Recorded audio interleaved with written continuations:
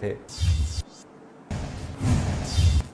دریائے جہلم میں کشتی الٹنے سے ڈوبنے والے نوجوان کی لاش 3 دن بعد بھی نہیں مل سکی۔ 3 روز پہلے آزاد پتن ہائیڈرو پاور پروجیکٹ پر کام کرنے والوں کی کشتی الٹ گئی تھی۔ ضلع انتظامیہ اور نجی انجینئرنگ کمپنی کی جانب سے ڈیم پر کام کرنے والے مزدوروں کے لیے کسی قسم کے کوئی حفاظتی اقدامات نہیں کیے گئے ہیں۔ نمائندہ نیوز عبد الرحمان اس وقت جائے حادثہ پر موجود ہیں، ان سے مزید تفصیلات جانتے ہیں۔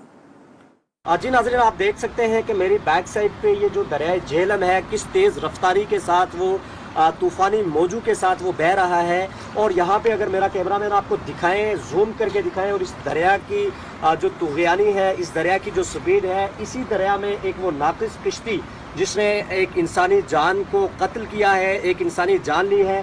آپ دیکھ سکتے ہیں اتنی سپیڈ میں وہ خراب کشتی جو تھی وہ یہاں پہ آپریٹ کی جا رہی تھی۔ اسی طرح اگر کیمرہ مین دکھائیں کہ وہ سامنے لیبرز وہاں سے ان پھٹوں پر جاتے ہیں اور ان کو وہاں سے جاتے ہوئے وہاں پروجیکٹ پہ جاتے ہیں، اور وہ اپنے جو یہاں پہ بورنگ ہو رہی ہے وہ اپنی سروسز پرووائڈ کرتے ہیں۔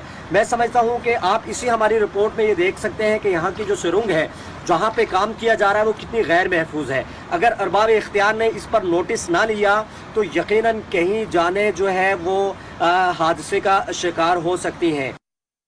اب آپ کو بتائیں کہ پاکستان سٹاک مارکیٹ میں کاروبار